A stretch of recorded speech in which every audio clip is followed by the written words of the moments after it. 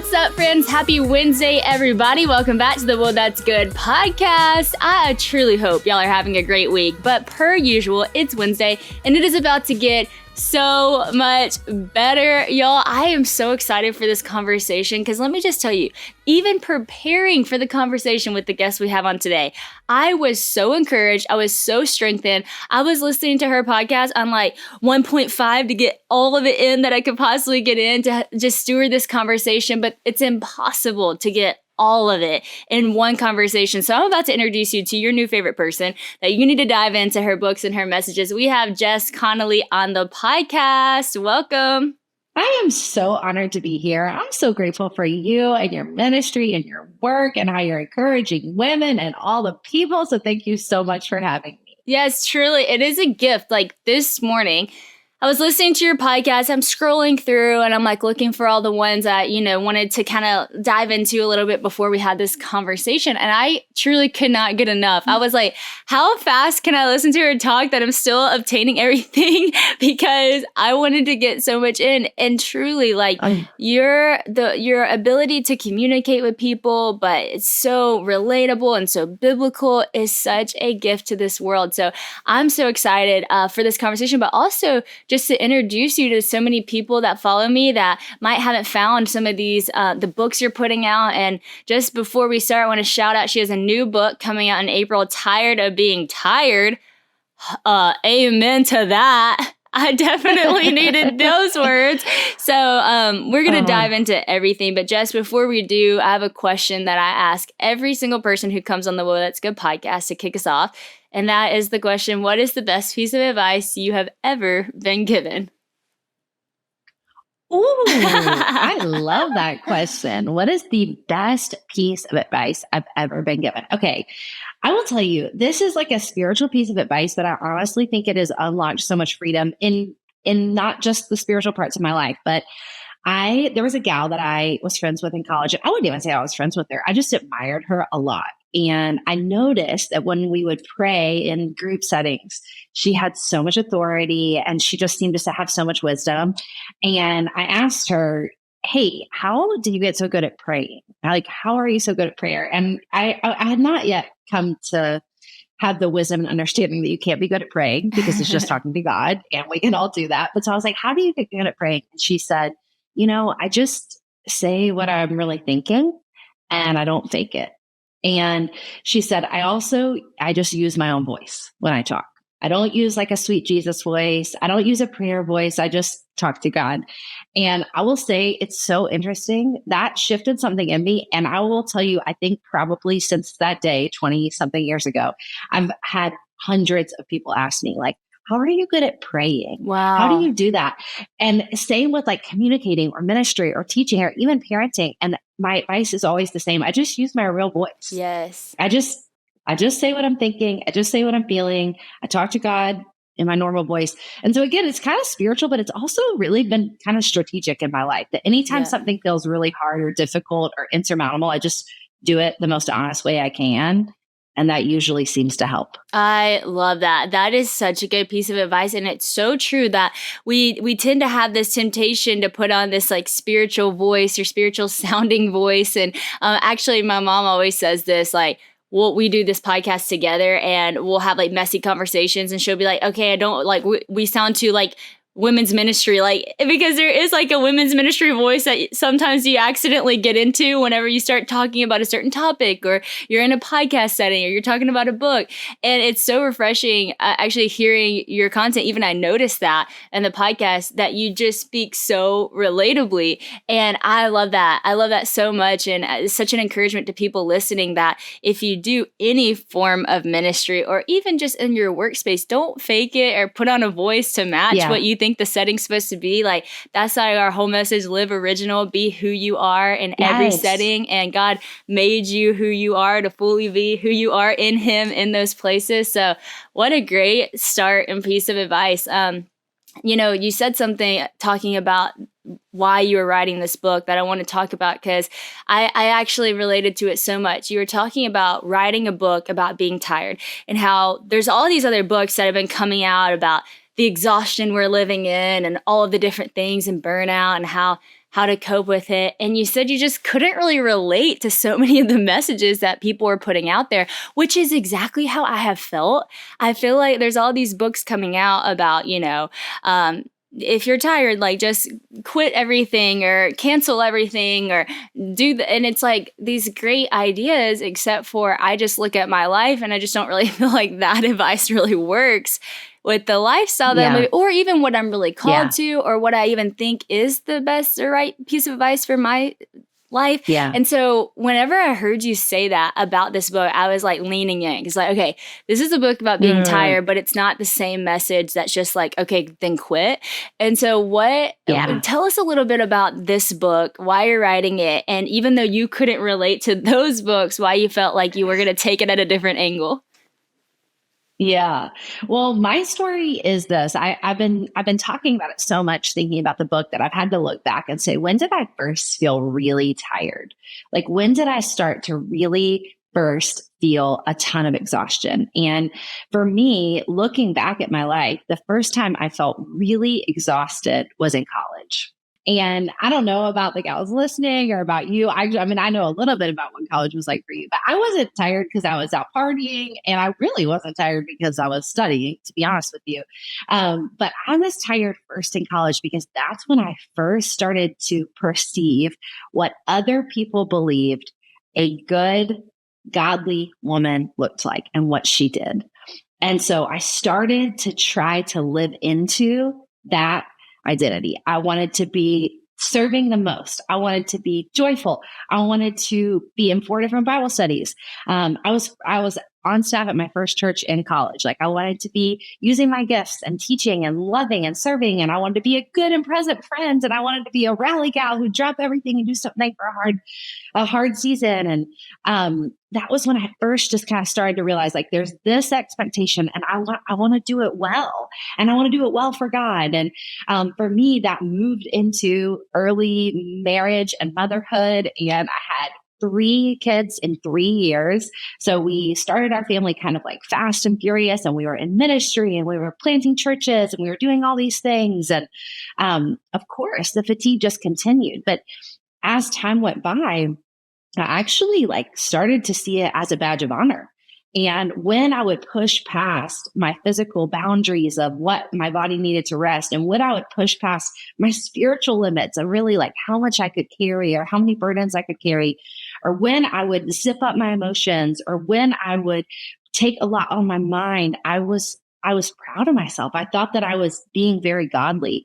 And I lived like that for a really long time until just a few years ago, where I had read all the books on rest. I knew I needed to rest. I knew that there was this invitation from God that I was missing out on. But like you said, I would read them and I'd feel shame. I'd think my life is not quiet. It's not hushed. I can't just quit everything. And I don't think I'm supposed to quit everything. I don't think that would be obedient. But I kind of hit this wall and I said, but my friend and Savior Jesus, who I have based my entire life around, says in Matthew 11, "Come to me, all who are weary and burdened, and I will give you rest." And if he says that, there has to be a version of that actually is true for me. And so what I actually did is I researched the scientific method, which I remembered like a tiny bit from high school about the scientific method. I was like, I think there's an actual process that people go through to see some kind of change or to learn something. And so I said, I'm going to write a hypothesis about what I think might be true about rest. I'm going to research, I'm going to study God's word. I'm going to study as many other books as I can. And then I'm going to use my own life as an experiment. And if there's a way that I can experience realistic rest from God in a kingdom way without quitting everything, without going on like a 3-year sabbatical, without like totally quitting social media and never going back to it again, I'm going to try to figure that out. And that's how Tired of Being Tired came to be. There are just some decisions in life that are no-brainer decisions. Like Christian just got offered to go on this amazing trip, and I'm like, that is a no-brainer. You are going. Well, if you're looking for a no-brainer decision for your business, look no further than stamps.com. The stamps.com mobile app is like having a post office right in your pocket. You can take care of mailing and shipping wherever you are. You can even schedule package pickups through your dashboard. All you need is a computer and a printer. Plus, they'll even send you a free scale so that you have everything your business needs to get started. Stamps.com automatically shows you the cheapest and fastest shipping rates from different carriers and offers crazy low rates that you can't find anywhere else, like up to 89% off UPS and USPS, and you can order shipping and mailing supplies, labels, and printers right from the supply store. So you or your team, you don't have to go running out and get something the last minute. They have everything that you need right there. With Stamps.com, you can also mail checks, invoices, legal documents, books, and everything you need to keep your business running. It seamlessly connects with every major marketplace and shopping cart for online sales, which is why Stamps.com has been a huge part of the success of both my company, LO, and my dad's company, Duck Commander, and shipping products all over the world. Access all the shipping and mailing services your business needs right from your computer or your phone anytime you need it. No more waiting in line at the post office or searching through a bunch of different carrier options. Make the same no-brainer decision as over 1 million other businesses with Stamps.com. Sign up with promo code WHOA, WHOA, for a special offer that includes a 4-week trial, plus free postage and a free digital scale. No long-term commitments or contracts. This is so simple, guys. Just go to Stamps.com, click the microphone at the top of the page, and enter the code WHOA.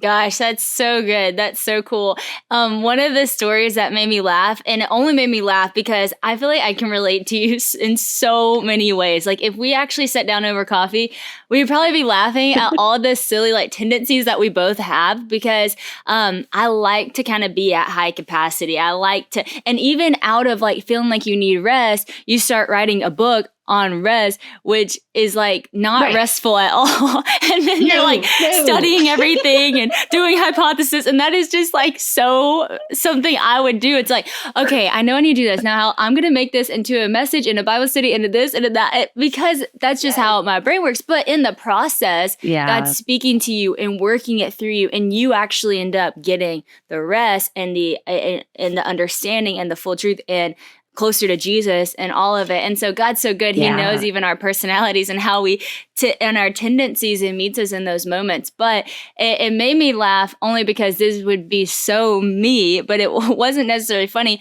but how you came to this point where you're going to write the book and then you get like super exhausted. So your first meeting with your new publishers and how that went down. Can you share a little bit about that? Yes, absolutely. So I was supposed to write a book, and I had joked for years that I was going to write a book on rest, because what you and I know is our best messages come out of our biggest weaknesses where God's brought victory and healing. And so that had been my story for years. I wrote a book called Wild and Free that was about biblical identity because I had struggled with biblical identity. I wrote a book called Dance, Stand, Run that was about holiness because I wanted to understand personal holiness and what that looked like in our lives. And I wrote a book called Breaking Free from Body Shame because I'd struggled with body shame my whole life, and God brought victory and healing. And so I would joke. I'd tell people all the time, I'm going to write a book on rest next because I need it. But I didn't really mean that. Like, I didn't really mean that because I knew this is out of place of victory in my life. And so I had a meeting with my publisher, and I was supposed to be writing a book with them. And I was really just in the thick of this breakdown, like just spiritually, mentally, emotionally, and physically. I was struggling with insomnia. I was struggling with really intense anxiety and panic attacks. I have an autoimmune disease, and I have a couple of different health things. My body was just breaking down. Like all of my symptoms were flaring. I was really struggling. I couldn't control my emotions. I'm a local church leader who was like struggling to want to go to church because I was just so spiritually exhausted and I was not doing well. And so I called the publisher the week before our meeting and I said, I'm going to go to you guys straight. I am a hot mess. You don't want me in your offices right now. I said, I don't have a book. I don't have a good idea. I don't have any wisdom to share. I'm not great. And they said, well, why don't you go ahead and come and we'll just process where you're at. And like, we love you and we just want to be on your team.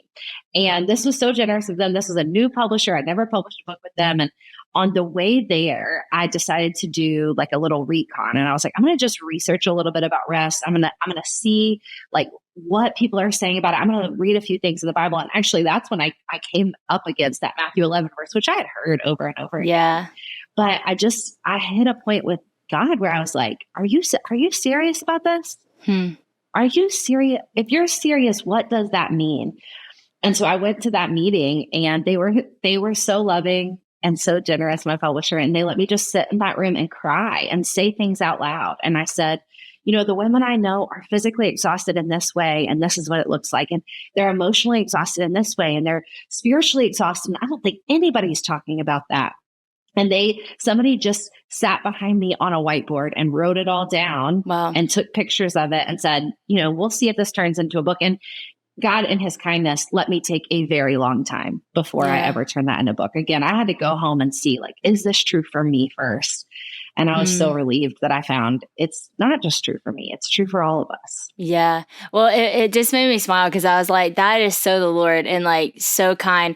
First of all, your publishers to let you have that space, but also like what made me smile and make me so happy about the story is just like your true honesty to tell them exactly where you're at and say like, I am not the person that needs to be writing this book right now. I can't even write a book. Here's the situation. Here's what the ugly side is, which I feel like just people don't do. They try to push past that. They try to just get the job done, do the thing. And then that's when it leads to those burnout moments, those I really can't do it moments. But when you're honest and let people into that, you get to open the door for conversation. And then what God began to do in that moment was actually the start of this amazing book. And it really is so cool. I feel like the moment you just kind of express how exhausted you are in those safe spaces and someone helps you through it. Because I remember so this year, Passion Conference was in the Mercedes-Benz Stadium, and it was just like it was a really big deal, and I've spoken at conference for the past, I think 4 years, maybe 5 years now. And right before conference this year, I was just exhausted. Like I have 2 kids now and, a 2.5-year-old at the time, a 6-month-old. And just, we were traveling so much. We were doing so much, being full-time mom, obviously my first and most important job. And there was just like so much going on. We had a book come out. And Passion was around the corner, and I love Passion. I love the conference. I love what God does in those moments. God has always been gracious and given me kind of my message a long time before conference, and this time I had nothing. So I was just exhausted. I was like, how in the world am I gonna, write a message? And obviously, leaning into Lord, but there's just a lot of aspects of that is really exhausting. And so we had like a Passion retreat, and it was at the very beginning of December, and Passion Conference is in January. I still don't know what I'm going to talk about anything. And we get there, and Louis like encouraging everyone, and he's just like being as he is an amazing pastor, kind of passing over there. And then he's kind of talking about how we're going to be really spirit led. And, some of you guys, y'all might not even get to speak and like, just be okay with that. And I'm like volunteering. I'm like, I don't have to speak, like right here.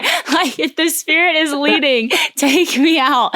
And I remember I came up to Louis after and I was like, honestly, if I don't need to preach this year, like, it's fine. Like, maybe, like, I know that you said that, and I'm okay if that's me, So if we get into the moment and we need to cut something, like, just cut me, Wow. And I was and I was honestly crying when I said it. I was like, I'm so tired. Like, I am so tired.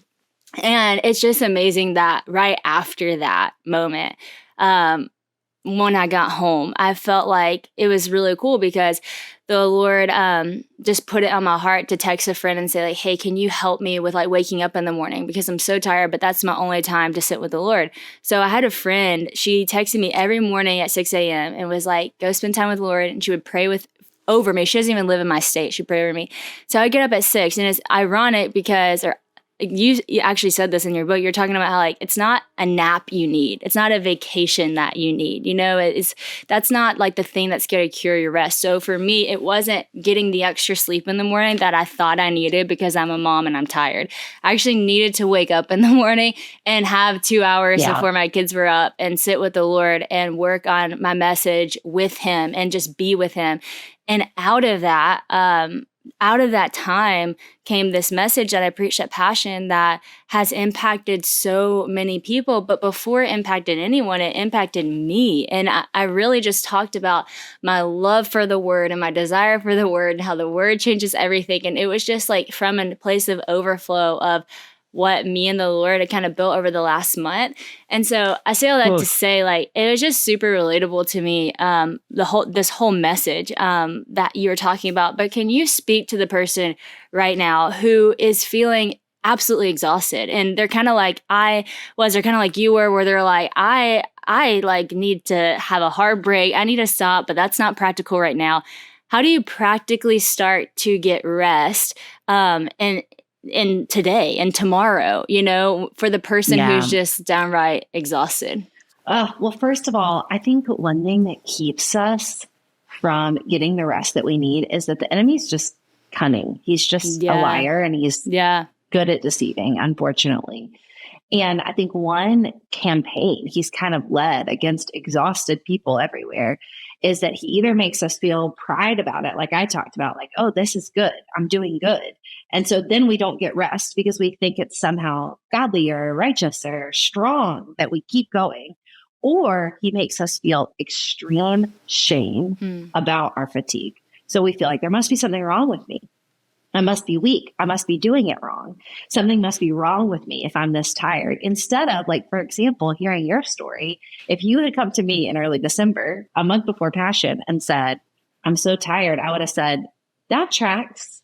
That hits. It would make sense that you would feel, Sadie, spiritually exhausted as you're teaching and you're preaching and you're leading so many people. It would probably make sense that you're probably physically tired. You've got 2 small kids. I would imagine just being alive in the world in the year of our Lord 2024, we are all on a level of mental exhaustion. We're overstimulated. Yes. We are distracted. We're multitasking at all times. So I think the first thing I want to say to somebody who would say, I'm exhausted and I can't stop everything, my first thing I want to say is just grace to you, compassion to you, peace to you. Your God, your Father who loves you, he says in Psalm 127, why do you get up early and why do you stay up late and why do you work in vain? Don't you know that I give rest to those I love? Yes. And so I would say, just so you know, he's not disappointed in you that you're tired. Your fatigue does not mean you're weak. It means you're human. And also, your fatigue and continually pushing past it is actually not a fruit of the Spirit. So living tired is not a fruit of the Spirit. That's good. But then I would say to start to receive realistic rest, just every day, little sips of God's grace, we've got to know what kind of tired we are, because there's actually multiple different kinds. And so in the book, I talk about 4 main kinds, which are spiritual fatigue or spiritual exhaustion, physical fatigue, mental fatigue, and emotional fatigue. So our spirit, our body, our mind, and our emotions. And those are actually really different. And sometimes what's confusing is that they present in similar ways. And so somebody might think, I need a nap, or I need to get more sleep at night, or I need a vacation. But what they really need to do is sit with the Lord. Or what they really need to do is process their emotions. Or what they really need to do is take some things off their plate. Maybe there are some things on their plate that actually shouldn't be there. And so the first thing I would encourage them to do is find out what kind of tired they are. In Tired of Being Tired, there's a whole quiz. It's actually my favorite thing to do. And now when I sit with people, I went on a date with my husband about 2 months ago. He was like, I'm feeling really overwhelmed. Like, it's just been a heavy week. I was like, babe, can I give you the Tired of Being Tired quiz right so here? Good.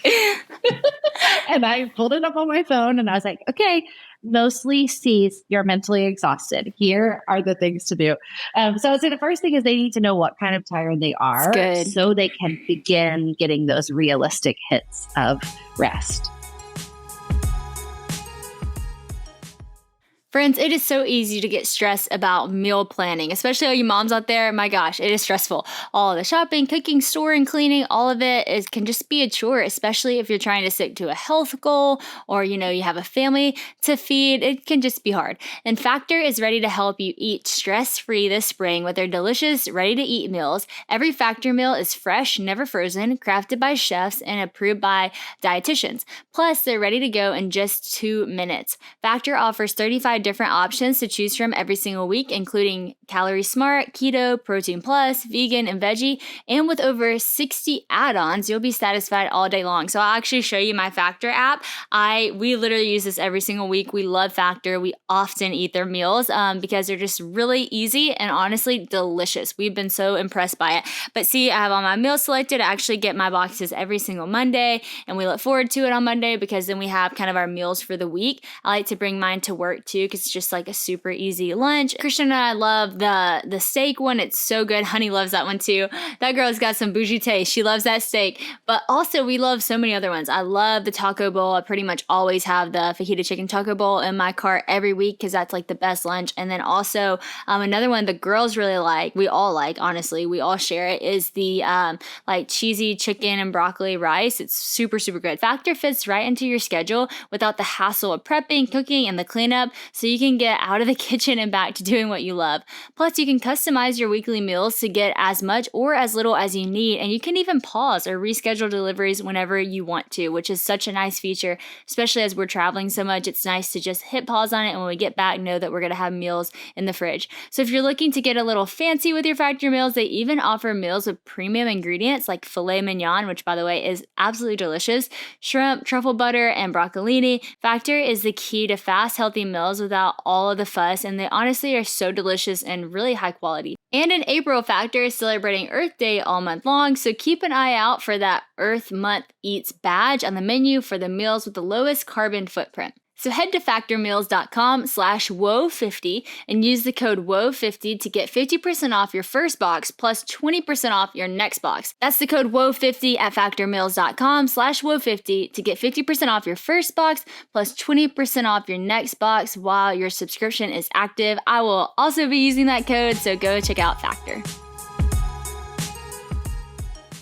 This is like so perfect that you're on my podcast right now because I feel like I have just walked out this whole process of overcoming like mental exhaustion and all the things. Yes. And so I feel like I can use my story. I can be like a representation of everyone listening right now to talk about all of my problems, and you can speak into my life because this was so cool. Like today, as I was listening to all your podcasts and like reading up on your book, I was like, oh my gosh, I'm walking through this right now, and you're putting words and language and practical steps into what I've been trying to navigate, which is just such a helpful tool and gift in this book.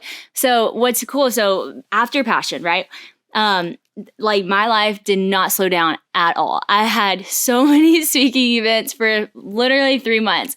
Up until last week, we have been going, traveling, speaking, doing all the things. I finally have like a month break. So now I'm kind of like regaining.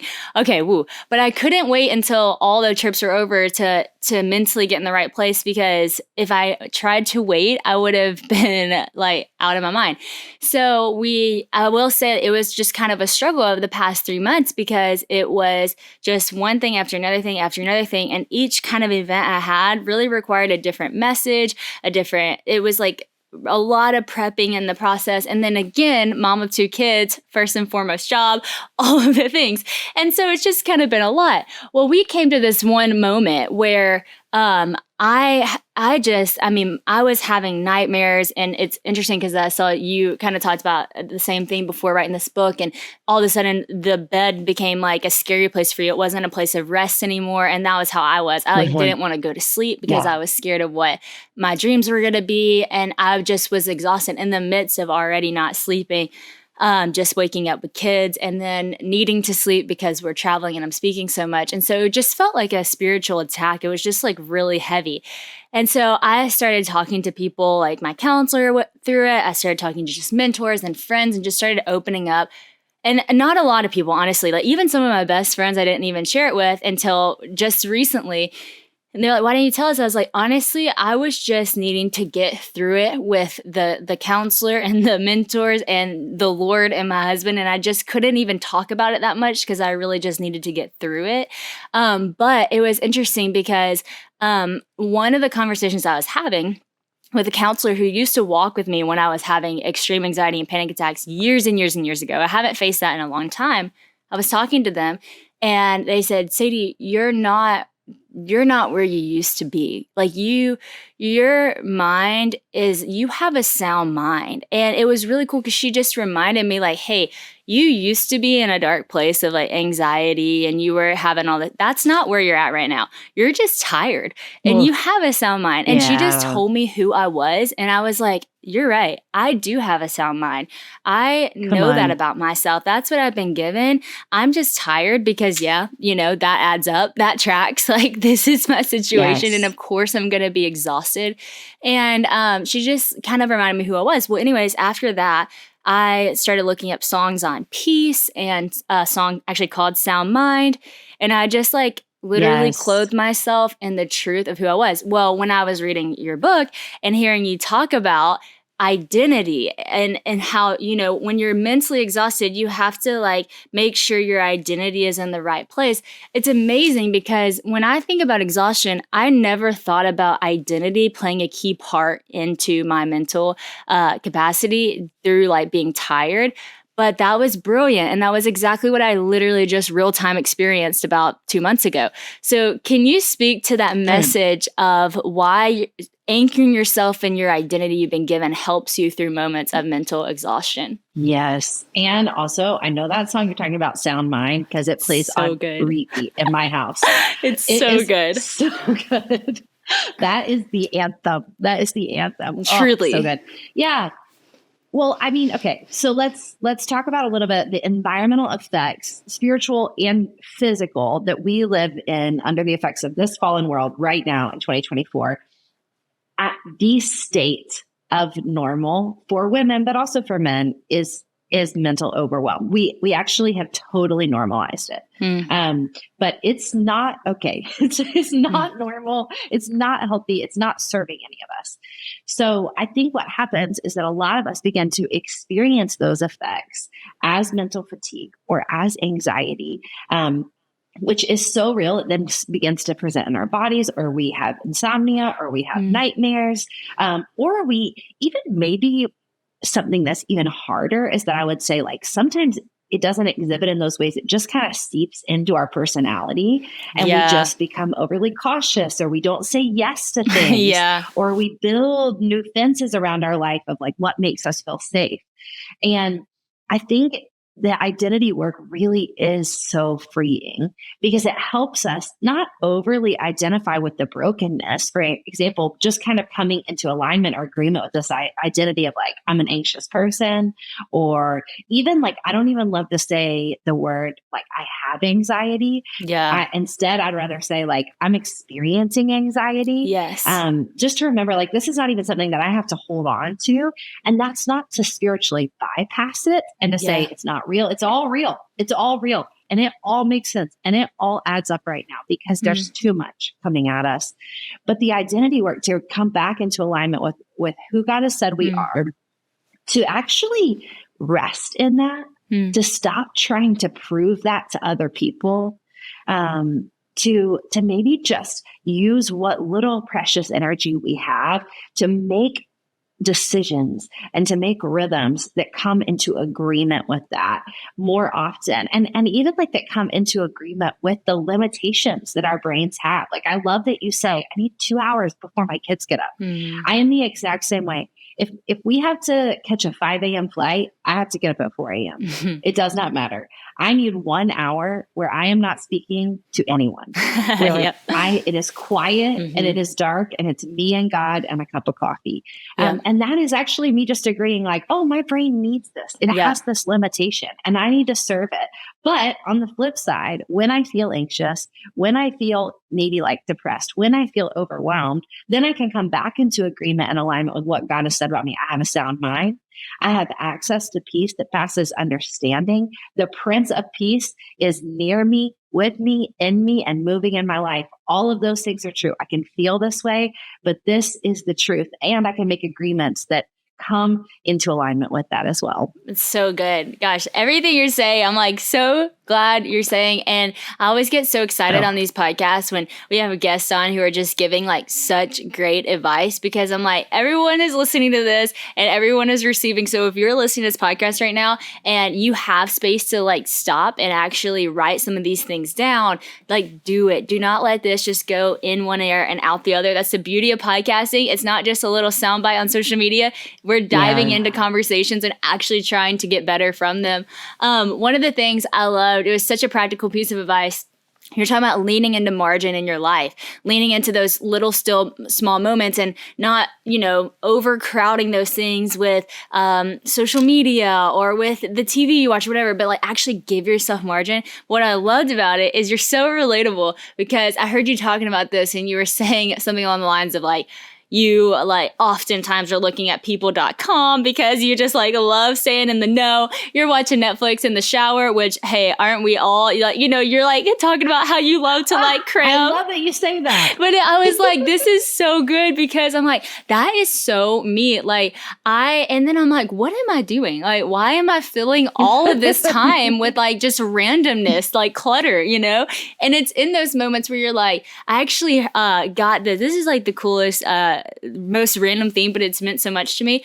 I stopped at this house one time because I was driving past, it's taught me like the biggest lesson to me probably on stopping and having margin in life. So I was driving past this sweet old couple's house every single day.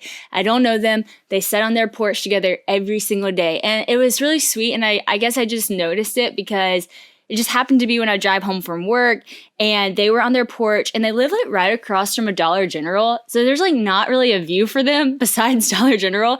And they would just kind of watch the people at Dollar General. So I always just kind of noticed it. And I was like, that's so sweet. Like, that's just their thing. Like, they do that. And so anyways, I kept saying to myself, I'm going to write them a note.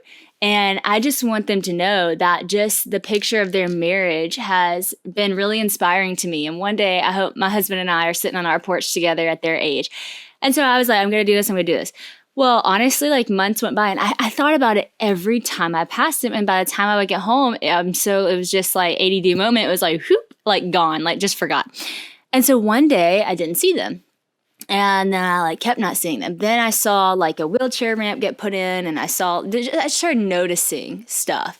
And I was like, okay, it's interesting. And I kept thinking like, and then I started overthinking it. Well, I don't want to be weird. Like, where am I even going to put the note? How am I even going to stop at their house? Like, I don't even know. It just got in my head about it. And so then I saw an estate sale sign, and I got so sad, and I was like, no, did they pass away? Like, I didn't write the note. I felt so guilty. I couldn't believe, like, why did I not just stop? Like, why did I get so in my head about that? So then I see like the times for the estate sale, and I'm like, I'm going to make sure I get to this estate sale, and whoever's there, I'm just going to go talk to them. So I show up like 7 a.m. right when the estate sale starts, and I don't see the older couple in there. There's like a younger woman leading it, and I was like, didn't want to be weird, so I looked around for a little bit, and then I decided to like buy something. I just like literally picked up something, and I was going to buy it. And she says, I say, hey, do you know who the owners of this house were? And she said, yeah, they were my parents. And I said, oh, no way. I said, well, I just want to let you know that I pass by this house every single day, and I saw them sitting on their rocking chair together. And I told myself every day for months I was going to write them a letter to tell them what an inspiration their marriage was to me, to see them just together every single night on their porch. And I said, I just am so regretful I didn't write that letter to them. And she said, well, I'm so glad you told me that. That means so much to me. And she cried me telling the story. And then she said, my parents actually just passed away a couple of days from each other, because they really did just love each other that much, that it was kind of that broken heart moment. And anyways, we had just the sweetest moment. I was able to gift her with something, and then I left. And then I looked at what I bought. I didn't even know what I bought. And I looked at what I bought, and it's this plaque. And I literally have it in my car to this day. And it's literally all about slowing down in life. And it says on the plaque, it says, never hesitate from taking 2-minute vacations to go out and look at the flowers. And it was just like this beautiful poem almost about just the beauty of slowing down. And I had to tell this story on this podcast because when you're talking about creating margin and leaning into moments that you can be still or that you don't have content going on, and maybe that's writing or receiving content that you're putting out or putting in, man, the power that can happen in those margins for you and for those around you, just seeing people around you, being able to be in those spaces. And it did teach me a lot because, those times you can't get back, and it's not like I sit and live in regret of that. There's a redemptive story to that. And I got to talk to their daughter, and that was beautiful in and of itself. But it just taught me a lot about time. And so I just love like the messages that you're saying in this book. They're so practical, they're so relatable, but they're deeply spiritual. And if you get these things that she's saying into your heart and you start to live that way, it will not only change your life, but it will change the lives of people around you. I could ask you a million things on rest, and I really, truly could. But one thing I want to make sure we talk about in this podcast, because your voice to body shame has been one that I know has helped so many people break free of that. As parents of young kids, Christian and I are in a season where sometimes good night's sleep is hard to come by. But thankfully, our friends at Helix Mattress have gotten us covered whenever it is time to go to bed. Helix is a premium mattress brand that offers a tailored sleep experience based on your preferences, your sleep habits, and just your specific needs. With 20 different models, including an award-winning Luxe collection and kids mattresses, Helix definitely has something that you're going to love. There are so many awesome options, and you can find the perfect mattress for your sleep preference in under 2 minutes by just taking the Helix Sleep Quiz. I took the Helix Sleep Quiz and it matched me with the Helix Midnight Mattress because Christian and I both wanted something that was not too firm and not too soft. Plus, we're both side sleepers and Helix takes all of that into account. We love our Helix mattress. It's super comfortable, and probably our favorite thing about it is it has a cooling effect, and you can really feel it when the sheets aren't on it. Like, it is actually cold to the touch, which is nice because it keeps you cooler at night. There's no better way to test out a new mattress than by sleeping on it, and Helix knows that. So Helix offers a 100-night trial so that you can try it and see if you love it as much as we love it. I know that you will. Plus, the mattress is actually going to be shipped right to your door for free, which is such a gift and a little extra added happy. It's not just me who loves it. I mean, I could talk about it all day long, but more people do as well. That's why they've been awarded the #1 mattress picked by Wire magazine and are even recommended by several leading chiropractors and sleep doctors. So Helix can be your go-to solution for getting the best rest ever. Helix is offering 20% off all mattress orders and 2 free pillows for our listeners today. So go to helixsleep.com/Sadie. Use the code HelixPartner20. This is their best offer yet, and it won't last long. With Helix, better sleep can start now. Just go to helixsleep.com/Sadie and use the code HelixPartner20.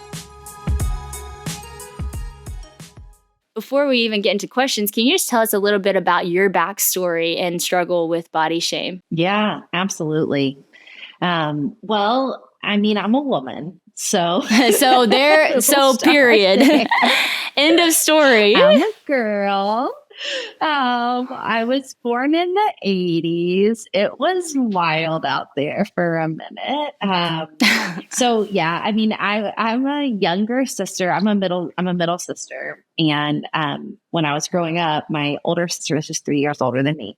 And she was and is a literal model. I mean, she's exquisite. She's beautiful. And she never made me feel less than, but I mean, my earliest memories are being compared to her.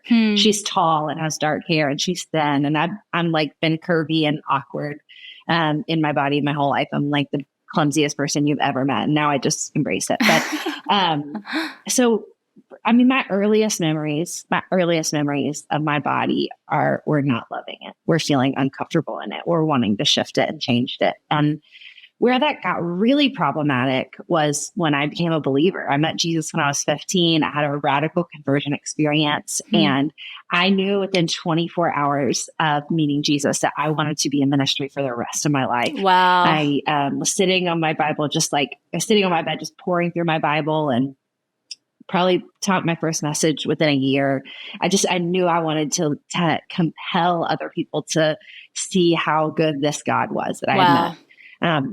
But unfortunately, especially during that time, especially in the 90s, the church and Christian culture had just co-opted body shame and actually like add in a layer of righteousness to it. And so if you were curvy, or if you were, our culture standard of overweight, or if you were not somehow seemingly like beautiful, depending on what the cultural standard is exactly right now, you weren't fit for ministry. Wow. Or you were maybe seen as lazy, or, all of those things. And so throughout my late teens and early 20s, I heard all of that. And some of the messages were overt and harmful and hurtful. And some of them were just subtle. I just noticed there didn't seem to be a lot of victory and a lot of favor on people who didn't look like the world wanted them to look. And a lot of this, in the name of Jesus, thank you, God, has gotten better in the church in the last 20 years. Thank you, God. I'm so glad. But it was rough out there for a little bit. And so I just went like a good 15 years really taking a lot of like disordered eating behaviors and just lies about my body and my worth, but kind of attaching God to it as well. Wow. And it honestly wasn't until my mid-20s where I was already doing ministry. I'd already published a book. I was, teaching and leading and doing all these things and writing Bible studies. And I kind of took a look at my life and I was like, I have all of this freedom in all of these other areas. In all of these other areas, I get to live out this idea of, Psalm 18, that he's brought me out to a spacious place and he saved me because he loves me. But when it comes to my body, I have this very non-kingdom minded view. And I wanted to see what that was about. And so for me, it really truly took about 10 years to do some deep healing work there. I had to get counseling and I had to get therapy and I had to talk to other pastors and I had to dismantle a lot of the seemingly Christian beliefs that I had about my body.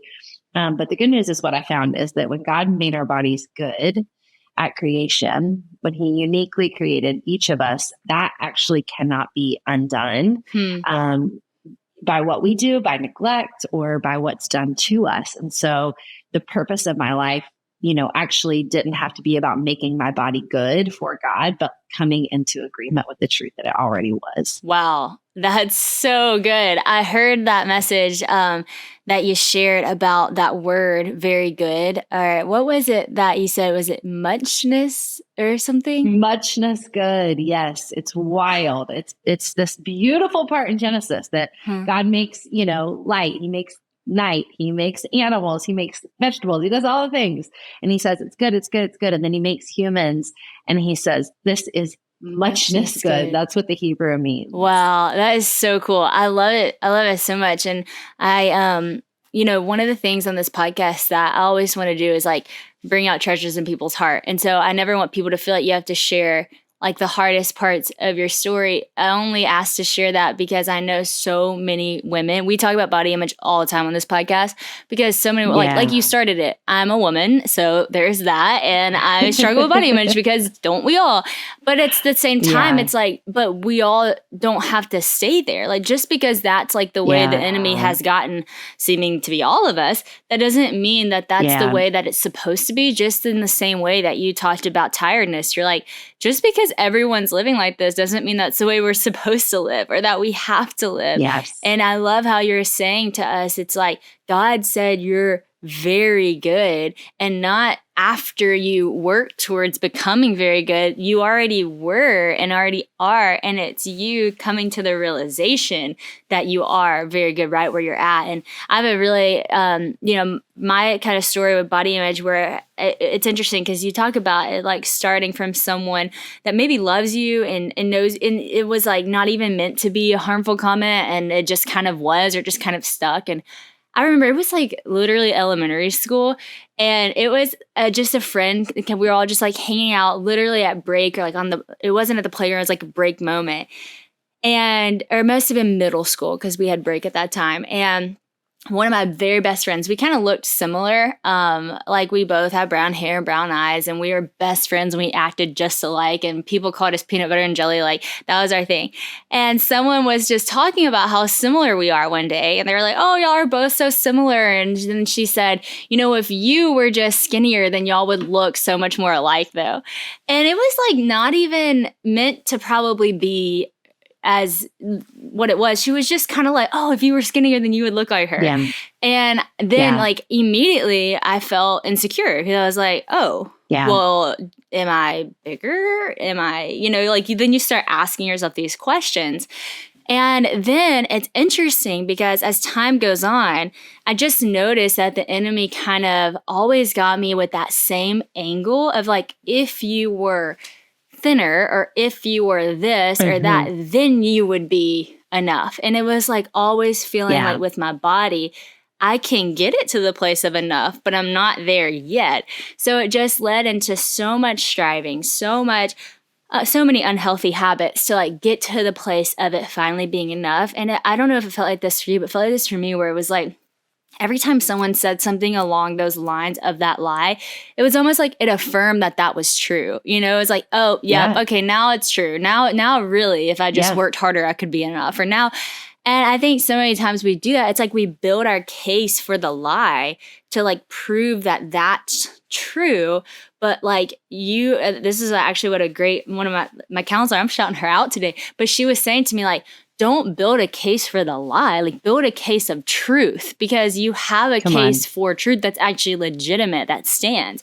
And your case for truth starts in Genesis, where it says, you're very good. I made you to be very good in my image.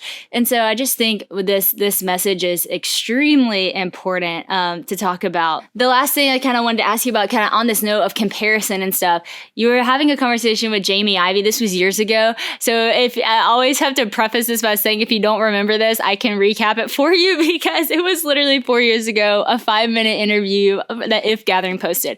But I happened to see it. I know exactly what you're talking about. Okay, good.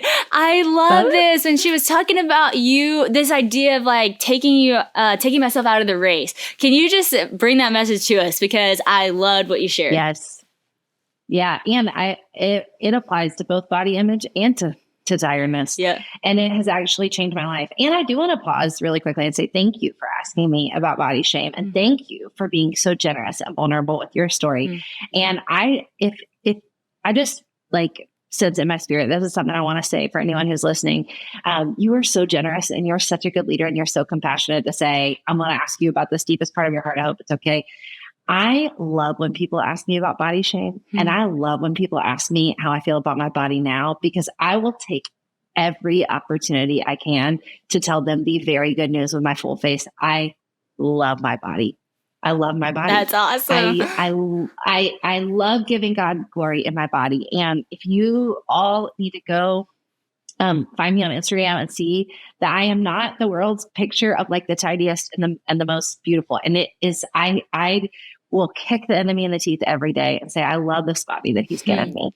And I love coming into alignment with that. So thank you. I love that. I'm so blessed. I'm so glad you said that, because I feel the same way. And it was actually after having my 2 kids that I was like, I love my body. This is the most amazing thing ever. Like, you did make us very good, because how did this just happen? This was a miracle. We're a part of a miracle. We're hosting miracles. Like, it just kind of hit me. And I think it feels weird. Like, it kind of the same way with the tiredness, where it feels like this badge of honor to be like, oh, I'm so tired. In the same way with almost like body image and insecurity, it's almost like this badge that you're like, oh yeah, I'm insecure. Like, we're supposed to say that.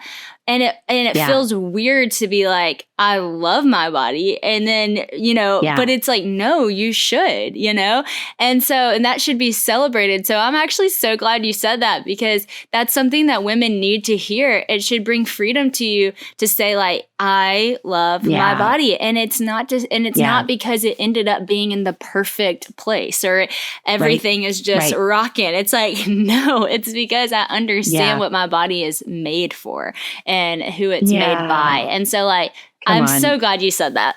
I'm so glad. Okay. So taking yourself out of the running, it's also interesting because story loop, back to the very first thing you asked me when you said, okay, what's best advice you ever got? I said, just use your real voice to pray. I think one thing that is made you so effective at what you do in your ministry and this podcast and every message you give and every book you've written is that you are very vulnerable and you're such a good leader to say the thing that most people are thinking, to say the thing that like, hey, I think we're all dealing with this, but I'm gonna take one step further and go and look at God's word and reroute it and bring some truth to it. That's why you're such a good communicator. Oh, thank you. And so I feel this call in my life to just be a little honest about what I think we're all thinking. So in this interview with Jamie Ivey a couple of years ago, I had just started to roll this idea around in my head. And I just want to humbly present this, that I think if most of us women are honest, a lot of us are in a quiet competition inside our head to be the most everything. Maybe some people are like, oh, I can't be the prettiest, but you do want to be like the most servant hearted, or you do want to be the most present mom, or you do want to get the best grades in school, or you do want to be the easiest to go along with the flow. There's some kind of little banner that we're all trying to live up to. Maybe you want to be the most kind friend, or you want to be the one who always picks up your phone, or you want to be the gal who will come early and stay late. Or you want to, I don't know, even just be the most easy to get along with. I just think we all have these little things. Yeah. So I was talking to Jamie a couple of years ago, and I said, I think that something God is doing in my life is that I've decided to take myself out of the running. I actually believe that I could live my whole life looking like I'm trying to give God glory, but I'm really trying to give myself glory by getting this label of like the most. Yeah. And the difference is so subtle, but where we land will be so incredibly different. And if I spend my whole life trying to be the most something, even if it looks like I'm trying to give God glory, now God's good and he'll get glory out of it because he's kind like that. But I'll miss out on the abundance of worshiping him as I go. Yeah. And so that is a phrase I say a lot in my life over and over and over again. I'm taking myself out of the running. Like even saying things like, okay, I take myself out of the running for being the most present friend. Or, you know, in this season you're out with young kids, like I cannot tell you the pressure I felt 17 years ago raising little kids is so different from the pressure moms felt 40 years ago. But even now, like the pressure to have like a Pinterest perfect childhood, to have like kids all matching and clean and tidy and loving God. Apparently they need to be like little disciple makers at 2 and 3 now. And you need a gentle parent, but you also need to be firm, and you also should probably be CrossFit strong, and you also should do blah blah blah. Oh yeah, so and the lunches should be shaped like dinosaurs and butterflies and everything. And the strawberries should be, you should do it with a knife until it's a perfect heart. All the things, yeah. You just gotta take yourself out of the running for all that. You gotta take yourself out of the running. Let everybody else tire themselves out trying to be the best, except for don't. Like now we can go to other women and say like, hey, by the way, you can take yourself out of the running. And I'm so glad you asked that, because it honestly is the connection between body image and even tiredness. And when people ask like the backstory, okay, like I tell them the whole thing about like I had a breakdown and I did the hypothesis and that's how I wrote Tired of Being Tired. But also you can imagine the other truth behind that is I had just led this revolution in my own life and with other women and telling them your body's good and we're going to break free from body shame. And guess what? When you keep chasing that, also what you realize is I am pushing my very good body to limits that I don't need to. Yeah. And I am expecting too much of this temple of the Holy Spirit mentally and spiritually and physically and emotionally that he never asked me to carry. And so both are just a continuation of saying like, I'm taking myself out of the running. This is not what God asked for me. I can't do it. I love that so much. And, it's funny. People have laughed at me for this because I've told this story before. And I know sometimes I'm too practical for my own good and too honest. But this was just true. Like, I remember when Christian and I were dating and he kept telling me, like, you're the most beautiful girl in the world. And I'm like, that is very sweet, but that is not true. And he would be like, no, like, you're the most beautiful. And I finally just said, I appreciate your heart in saying that. It's just that I don't like it when you say that to me because in my mind, it makes me feel like I just don't believe it because I'm seeing all these other beautiful people in the world. And then it makes me feel like I don't want you to see them, because then if you see them, you'll know I'm not the most beautiful girl in the world. And I feel like in competition with the most beautiful girls in the world, you know? And I know that sounds funny, but it's true that like in your mind, you know, we are all kind of like, if you're not careful and if you're not on it, you will compete with everybody and everything and try to be like this best version of, or whatever it is, and the rooms you walk in. But now it's too hard, for sure. It's impossible, because it's not just the rooms you walk in. It's not just the cities you live in. It's social media with the entire world. So that's why you're always scrolling and you're seeing, oh, I'm not the prettiest. I'm not the fittest. I'm not the most accomplished. I'm not this. And so if you're in the competition, you feel like you're always losing. And you shouldn't feel like you're always losing, because you're not in competition, because God made you who you are to be fully you and the best version of you, but not the best there ever was. And so I just like, when you said all that, I was like, this video needs to resurface. Everyone needs to hear this message, because this is like, that's what I felt like when I was telling Christian, I don't want you to say I'm the most beautiful girl in the world, mainly because I was saying I'm not in that running, and not because that's too much pressure, you know? And so I love it. And I love the tie to all of it. Truly, I said this at the beginning of the podcast, but friends, I hope I just introduced you to your new favorite person.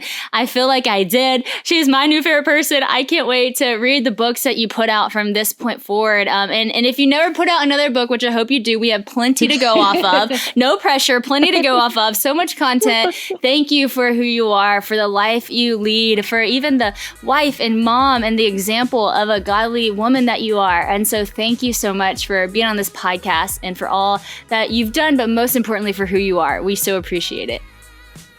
Oh, same, friend. I'm so proud of you. I'm following you as you follow Jesus. God is mighty in you, and it's an honor to be doing ministry at the same time as you. Thank you so much.